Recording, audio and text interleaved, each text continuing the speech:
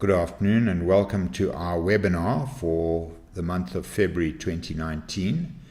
I hope that you had a good festive season. Obviously it's been 2 months since we spoke last and quite a bit has happened in the marketplace since then. The first thing that I'd like to deal with is what's going on in the American economy. As you can see, I've got the S&P 500 on the screen. On the 19th of December, the Americans increased their interest rates by 0.25% to take those interest rates up to 2.5%.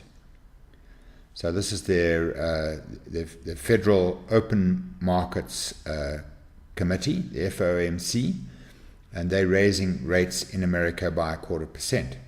That was the 9th 0.25% raise that they've put through since January 2016. And of course, prior to that, the interest rates were stable at record lows for about 7 years, and they were stable at 0.25%, just 0.25%. Obviously, when interest rates go up in America, as they are at the moment, it makes US T-bills, Treasury bills, much more attractive to international investors. And that means that they are more attractive relative to the long government bonds of other countries, including South Africa. Now, here in South Africa, our long government bond is the R186, and that trades at a yield of approximately 8.5% to 9%, compared with the US Treasury bill, the 10-year Treasury bill, which trades at around 3%. So there's a gap of about 6%, which exactly quantifies the risk factor of investing in South Africa. In other words, the political and economic risk of this country compared to America.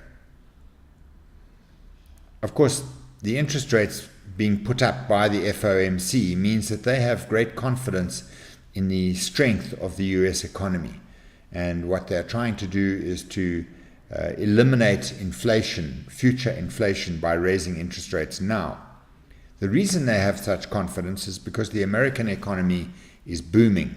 In December last year, the American economy created 222,000 new jobs, and in January this year, it created 304,000 new jobs, a massive increase. So you can see that the US economy is taking off, just as we have been predicting for some time.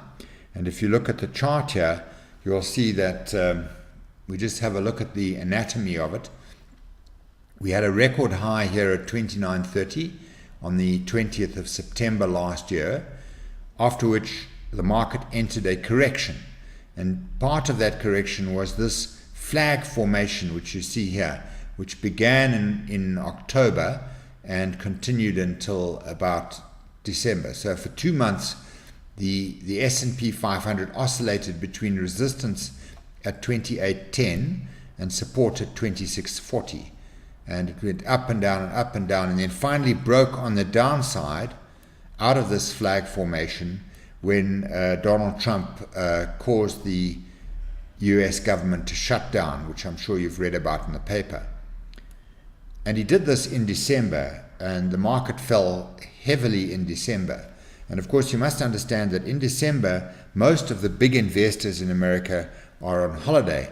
So the volumes are very thin, and the market fell on very thin volumes. At the time, we wrote an article, in fact, on the 24th of December, just before Christmas, we wrote an article about Trump's government shutdown, and we suggested that, in fact, once the investors returned in January, they would buy up the S&P 500 very aggressively, and that would form a V bottom.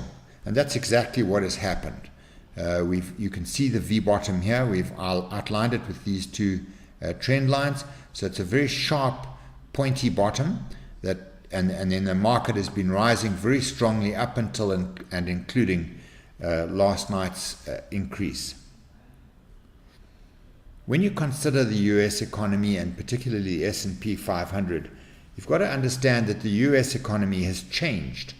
It has shifted away from manufacturing and towards service industries. In 1950, about 30% of all people working in America were working in the manufacturing sector.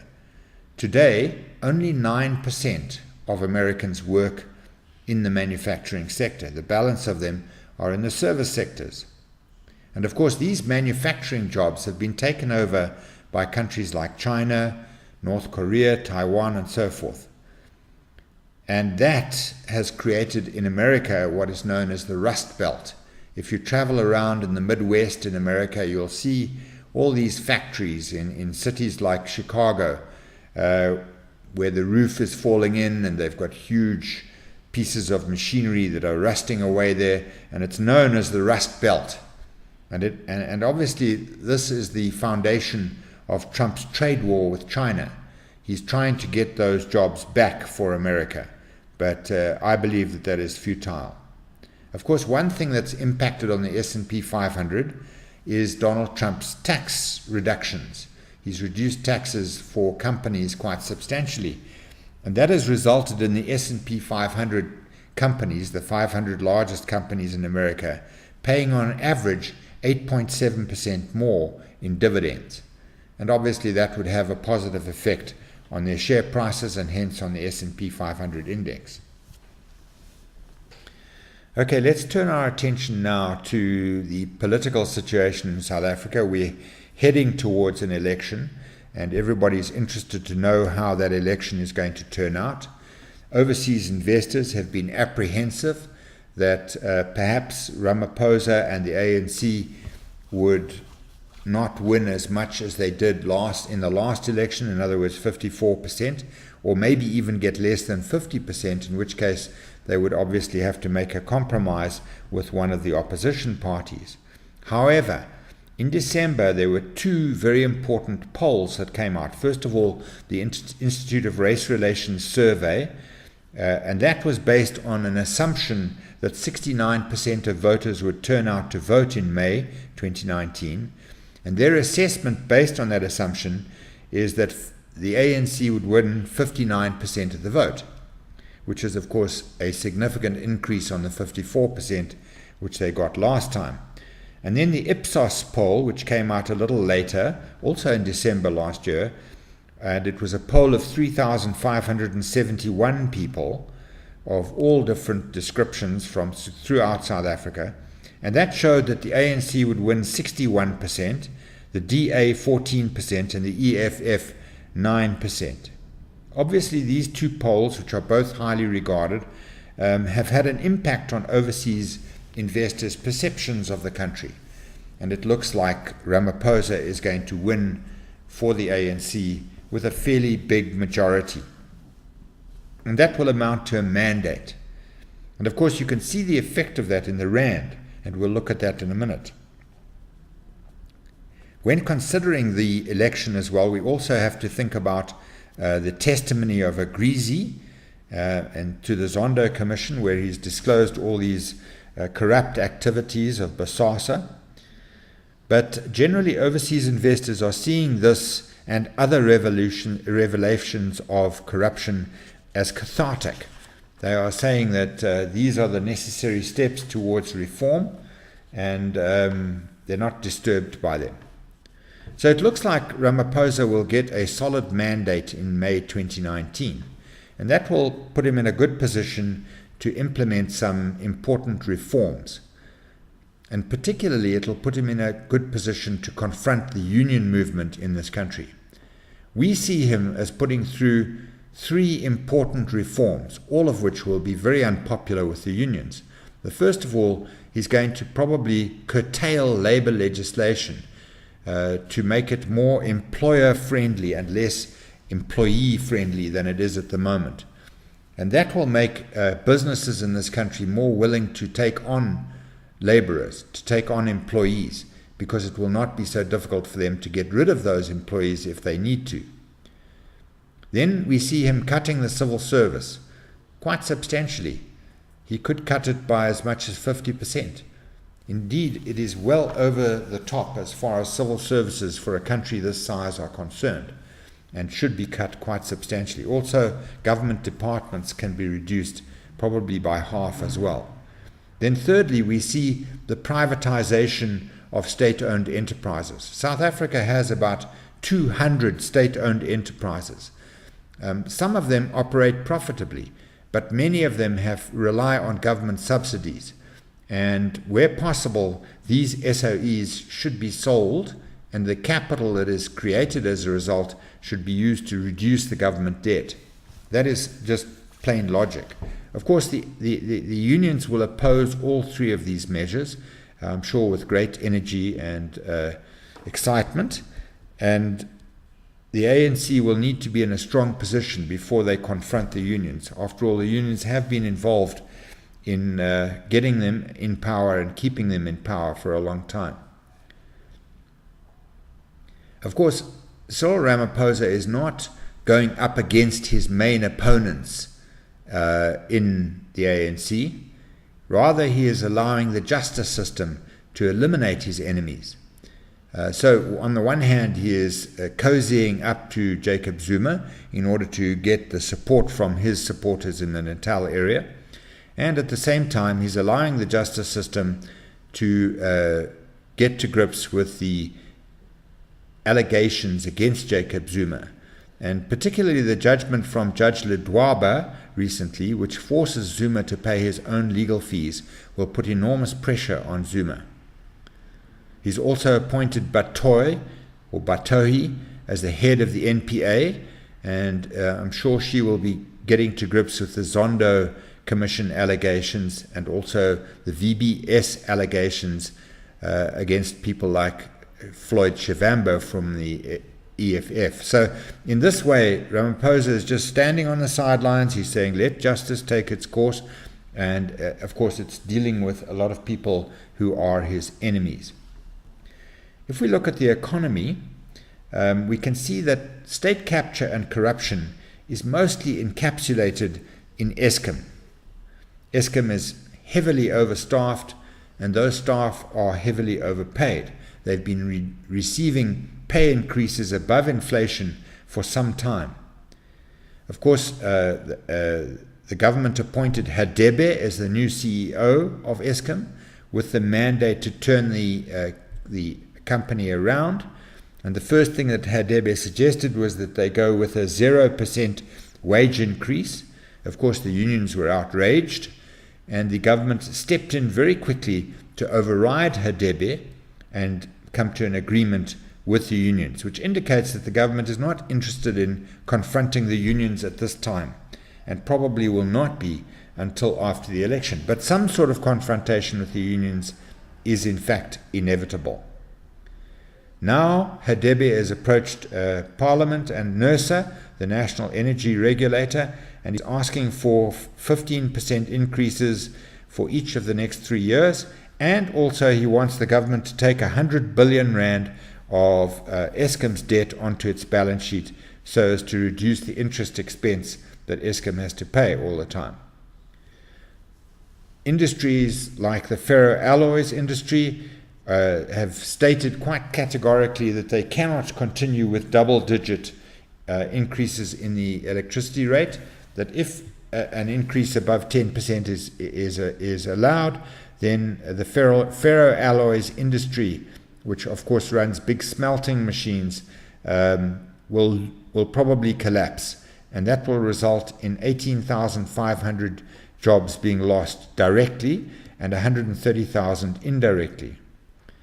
Ramaphosa has set up a task team to investigate what could be done about Eskom, and that task team, we all know now, is suggesting that we split Eskom into two divisions, one involved in power generation, so that one would own all the power stations, and the second one involved in distribution of electricity from those power stations to the consumer and to businesses. This is a good suggestion, and it is a structure which is applied in many countries throughout the world. However, it will have no real effect unless the power generation side is privatized. In other words, what I'm suggesting is that Eskom should then sell off these power stations, these old coal-burning power stations, sell them off as going concerns and use that capital to reduce its debt, so that ultimately we only have the government involved in electricity distribution and not in power generation. Of course, this whole process will involve massive retrenchments, but nothing, in my opinion, nothing of significance will be done before the election, because clearly that will involve a confrontation with unions, and the ANC has made it absolutely clear that they have no intention of confronting the unions before the election. The ANC's manifesto, which was published the other day, hints at the possibility of using prescribed assets as a mechanism for generating cash in the hands of the government. Now, prescribed assets is an old idea. It was practiced by the National Party as far back as 1977. The National Party was forcing pension funds to invest about 75% of their money into government assets, so prescribed assets, such as government bonds. Now, of course, the pension funds already do buy government bonds, even now, but they do it freely and of their own free will, and they're buying them on the open market and earning interest on them. What is suggested is that the government will force the pension funds to invest much more heavily in government bonds. And this will have an impact on how this country is perceived by the ratings agencies and by overseas investors. But of course, it's very tempting for the government to do this because there is already a precedent. It's what the National Party did before. And the pension funds are sitting on big piles of cash, which the government could really use. But is it reasonable to use the pension contributions of people to bail out corrupt and state-captured SOEs? I don't think so. Anyway, we'll see what happens in the new year. 2019 is shaping up to be much better than 2018 so far. The Purchasing Managers Index, which ABSA produces every month, is back above 50, and it hasn't been there since May 2017. So it looks like manufacturing in this country is picking up a little bit. And then I saw the other day that vehicle exports in December were up 56% on the previous December. And that is very good news, because obviously if we're exporting more vehicles, it means that we are involved in beneficiation. This is not raw materials we're exporting, but a highly sophisticated finished product. Of course, local vehicle sales were down because the recession is impacting on consumers, but it is the vehicle exports that I'm thinking about, up 56%. That's very significant. Another factor that's going to bear on the economy this year is the possibility that we are into another drought. In fact, it's been suggested that this drought is even worse than the 2015-16 drought. And in that period, in that year, only 7.8 million tons of maize were produced by South Africa, which is well below what we require. We require 11 million tons. We consume 11 million tons a year. So any production below that means that we have to import maize from overseas, and that costs us foreign currency. Okay, let's look at the rand now. Just going to put the chart on the screen here for you. Let's just get that. Of course, the rand is one of the most heavily traded emerging market currencies in the world. It trades about 50 billion rand a day. So I'm just going to put 5 years history on the screen so that you can see what I'm talking about. And because it's so heavily traded, it is a favorite with international currency speculators because they can get in and out of the rand very quickly. And because there are so many international currency speculators involved, and these people are generally very, very well informed because they stand to make or lose billions of US dollars, it makes the rand a very good barometer of our political and economic progress. It also, of course, means that the rand tends to be impacted by what is happening in other emerging markets, such as Turkey or Brazil, where events take place which have got absolutely nothing to do with South Africa, but they cause the international investing community to move from being risk on to being risk off, and that means that they're going to sell their rands and buy a more secure investment like US Treasury bills.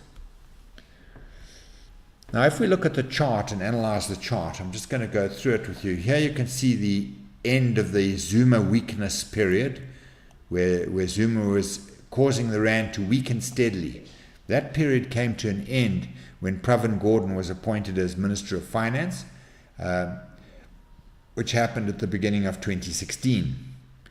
And since then, the rand has been strengthening inside a channel, and you can see I've drawn in the lower channel line and upper channel line here, and you can see that the rand weakened towards the ANC's elective conference. The elective conference itself, where Ramaphosa was appointed as head of the ANC, caused the rand to strengthen sharply. And down here you can see that we were going through what became known as Ramaphoria, when everybody was so excited about President Ramaphosa. But that Ramaphoria slowly dissipated, and we moved back towards the upper channel line, and we touched it and then bounced off it, and the rand was strengthening again, when there was suddenly a development in two other emerging economies, Turkey and Brazil, and this caused a sharp switch in international sentiment from risk on to risk off. And as you can see, the rand weakened dramatically, and then it went outside its long-term channel, and since then it's been sort of grinding slowly stronger as President Ramaphosa's new policies and the people that he's appointed have encouraged confidence in international investors. So that confidence has been slowly returning, but it really seemed to gain momentum last week when the rand suddenly moved quite sharply back from about 1360 to about 1330. Of course, the currency of a country is like the shares of a company. If a company is expected to do well, then its shares will go up on the JSE and vice versa. The currency of a country is exactly the same. If the country is expected to do well, then its currency will tend to strengthen in relation to the currencies of other countries. And that is what is happening here in South Africa. International investors who are very well informed about what is going on in this country believe that things are moving in the right direction, and that under Ramaphosa we will have a steady set of reforms. Okay, now let's deal with some commodities, and particularly here I'm concerned about a share called Sibanye, which I'm sure you know about. It is a large international precious metals supplier. It's run by a chap called Neil Froneman, who's a very experienced mining engineer, a very tough guy, and he's been accumulating precious metals companies under Sibanye for some time, taking advantage of the fact that precious metals prices are relatively low, and these companies are available to him at relatively good prices. And you may be aware that he bought, for example, the Stillwater palladium mine in Louisiana in America, and he's also been buying Lonmin, and he's bought many other platinum and gold mines in South Africa. So now he obviously believes that the gold price and the platinum price are going to rise. But what I want to talk about is his confrontation with the unions. Now the union in particular that he's in confrontation with is AMCU, the Association of Mining and Construction Union, and that is run by Joseph Matunjwa, who of course you will remember from 2014 when he caused a 5-month strike at the platinum mines in Rustenburg and made his name as a very radical and populist union leader at that time. Now, what has happened is that Sibanye was busy negotiating with the unions, and it actually has 4 unions that it deals with. So it's not only AMCU, also the National Union of Mine Workers, Solidarity, and UASA. So Sibanye managed to come to an agreement with 3 of those, but not with AMCU. And the agreement was that they would increase the salaries of the lowest paid mine workers by 700 Rand a month. Now, AMCU wanted 1,000 Rand a month, And eventually they couldn't get agreement here, so AMCU declared a strike, which started on the 21st of November last year. And of course, Sibanye is strictly adheres to the no work, no pay situation, so now the miners who are not going to work are not being paid. On the 31st of December last year, Sibanye said that the 3 unions that it had managed to make a deal with now accounted for more than half of their employees. And in terms of the Labour Relations Act, that entitled them to extend the deal that they had made with those 3 unions to include AMCU employees, which they did. It also meant that this AMCU strike became unprotected, and AMCU workers who were not going to work could then be fired.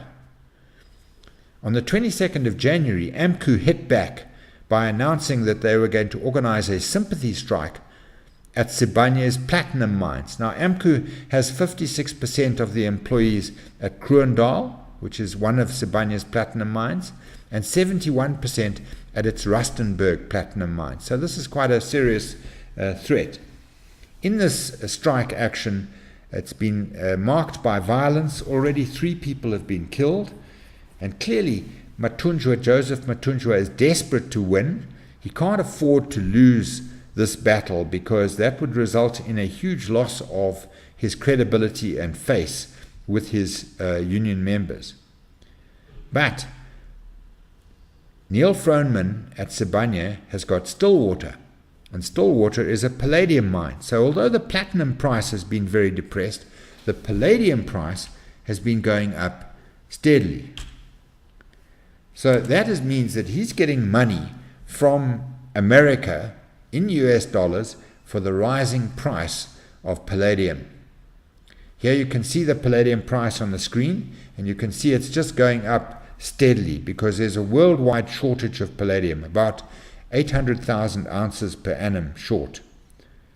So we believe that Matunjwa is probably going to lose this battle at Sibanye, and that will result in a massive loss of face for him. It will also weaken the union movements generally.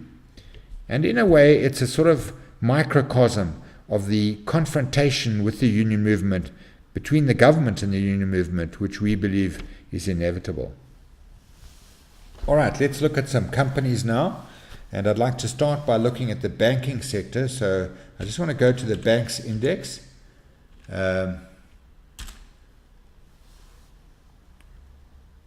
Should get that on the screen now. Yes, there we go, the banking index.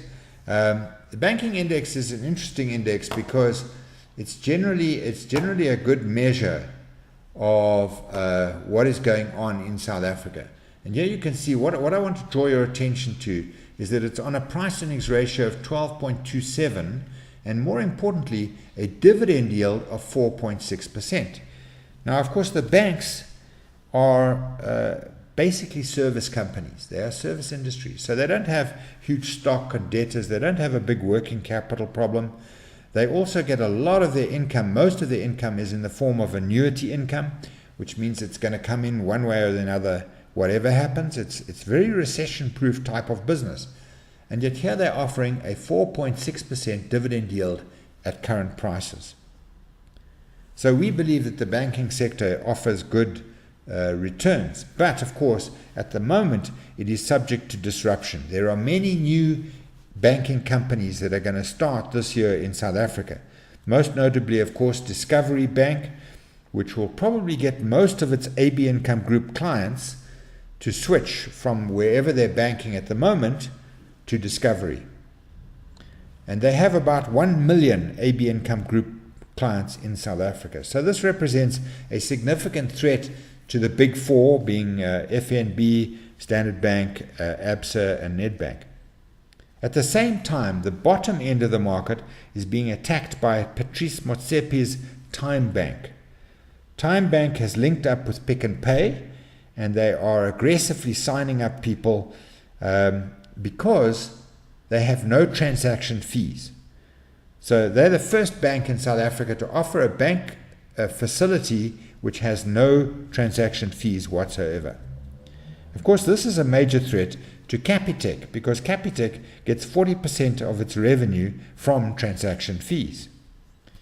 Anyway, we just want to point out that whichever way this goes, consumers will clearly win, because the banking sector is going to become much more competitive. Okay, let's look at the retail sector now. The retail sector was hit by some very bad news, particularly from Mr. Price. And Mr. Price has generally been one of the best clothing manufacturers and clothing retailers in South Africa, and it's done very well. But its results that it brought out the other day were horrendous, and they showed that in fact Mr. Price's sales actually went down, especially on a existing stores basis or on an inflation adjusted basis. And this caused the price of Mr. Price shares to fall nearly 20%, which you can see on the screen. The similar sort of thing happened to Woolies. Woolies also brought out very bad results, but of course in their case it's not just about the local apparel industry, it's also about what's happening to their businesses in Australia. But here again you can see a sharp fall off in the price of Woolworths shares over the last month or so. Now we believe that these price adjustments on Mr. Price particularly, and to a lesser extent on Woolies, have been overdone, and that this could possibly represent an opportunity for you to be looking at buying into these high quality retail shares while they're in this lower position. Then the property market. I want to look now at the JSE SAPY index, which is the property index for the JSE. 2018 was a terrible year for property in this country. This index fell 32% last year. And that was, of course, largely to do with the resilient group of companies, which saw the share prices of the 4 companies concerned fall by as much as 2/3, 66%. But of course, you'll see here that the SAPY has been going up this year, and in fact, it's gone up by about 10% already. And this is despite the fact that the South African economy is in a very tough position, with office vacancies at 11.5%, which is much higher than usual. And of course, as we've just seen, the retail sector is taking strain. And perhaps it is time now, though, to be looking at buying some high-quality shares amongst the retailers. And remember that a lot of resilient companies, the 4 resilient companies, a lot of their business is offshore. So it's not affected by the South African economy. They are invested in Europe, and Europe is busy recovering. Their economy is busy recovering. So we're suggesting again that this could be a good opportunity for you. Now I'd like to look at Ascendies. Ascendies has been a share which has fallen very dramatically. It's fallen from about 2,880 cents to just 320 cents at this low point down here. And then it's recovered to about 500 odd cents, 525 cents over here. Now the reason for the collapse of this share has been due to forced selling by its biggest shareholder, which is a company called Coast to Coast. Now this forced selling came about because Coast to Coast bought a large parcel of Ascendies shares on a loan from the banks. So it borrowed money from the banks and used the money to buy a big parcel of Ascendies shares. And as the share price fell, the banks forced Coast to Coast to start selling those shares in order to repay them the money which they owed. Now the question really is, has that forced selling come to an end? And the best way to determine this is to just click on this little icon on your screen and go to the company's stock exchange news service reports.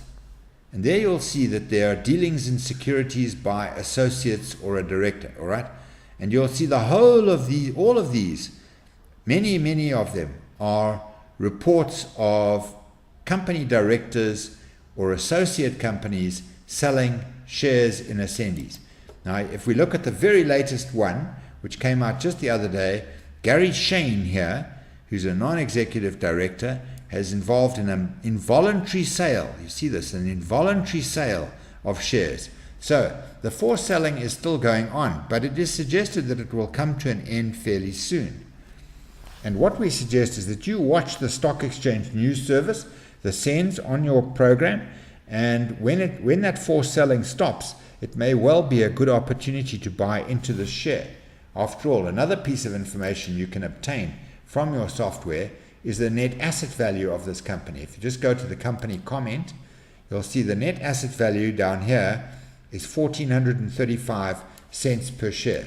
And the share is trading at the moment for around 525. So if the forced selling is finished, this represents an opportunity to buy a share at really 1/3 of its net asset value. All right, now I'd like to just talk a little bit about a company called Orion Minerals. This is a company which is busy reviving an old Anglo mine, a mine near Prieska in the Western Cape, where Anglo produced over the last 20 years about 430 tons of copper concentrate and about 1 million tons of zinc. That was what Anglo produced, but then the mine started to flood, and Anglo decided it wasn't worth trying to pump it out or clear the flooding, and they abandoned the mine. Now, Orion Minerals has decided that they want to have a go. So, of course, the first thing they've got to do is to pump out the water. And they estimate that the amount of water they'll have to pump out is 10 million cubic meters, and that will take about 18 months. But the resource which they have there of zinc and copper looks very attractive. And in fact, that resource has been upgraded to what is called an indicated resource. So that means it's more secure. There is definitely copper and zinc there. The next step is to do what's called a bankable feasibility study, which will determine whether or not it's profitable to take that copper and zinc out. The ore body is about 1 kilometer down, so they have to. It's an underground operation, clearly. So that makes it quite risky. But we suggest that this share could possibly be a very good option. If they are successful in pumping that mine clear, and they can mine the copper and zinc, then this share could go up tenfold. In other words, it could be a tenfer. If you are going to get involved, you should make sure that you have a strict stop-loss strategy, because this is risky on various different fronts. First of all, they're not producing at the moment. And secondly, it's a commodity share, which depends obviously on commodity prices internationally. And then there may be other complications which we don't know about with getting the mine operational. But anyway, we just thought we'd draw it to your attention. The next share I'd like to look at is Telecom. You all know Telecom as a producer of landlines and other telephony. Now, Telecom is sitting at a share price over here, you'll see, of 65 Rand, around 65 Rand. At this price, it's on a price-earnings ratio of about 11 and a dividend yield of 4.3. And it looks pretty reasonably priced. It looks actually cheap at this level. But what is really important about Telecom is that in that price of 65 Rand, no account is being taken of Telecom's property portfolio. Now, you may not know this, but Telecom owns a huge property portfolio worth about 24 billion Rand.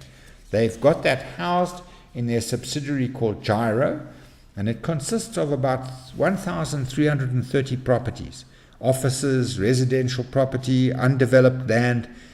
And the plan is to spin off Gyro, which holds all these properties, from Telecom sometime during the next year and list it separately on the JSE.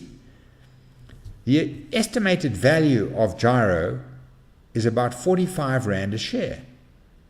So that amounts to about a 70% capital gain on the current price of Telecom at 65 Rand. Anyway, we just draw this to your attention. You should investigate further, but maybe there's some good money to be made for private investors. The final share that I want to talk about this morning is a company called MultiChoice. You all know MultiChoice, of course, but you also know that it's a subsidiary of Naspers. Now, Naspers has unbundled this company into the hands of its shareholders, and it plans to separately list it next month in March. The CEO of MultiChoice is a guy called Tim Jacobs, and he's planning to pay out a 2.5 billion rand dividend in 2020 from MultiChoice to MultiChoice shareholders. Of course, it's a pay TV company, and that means that it's under attack from various competitors, and particularly internet-based systems like Kodi, which you may or may not have come across, Kodi. Jacobs, however, says that there are approximately 40 million potential clients in Africa for the services which MultiChoice offers. So this could be an opportunity. We suggest that you wait and watch the listing and see how well it goes. All right, folks, that's about all I've got for you today. And I will be doing another presentation on the first Wednesday of March. So make sure to listen in. Otherwise, thank you for listening to me.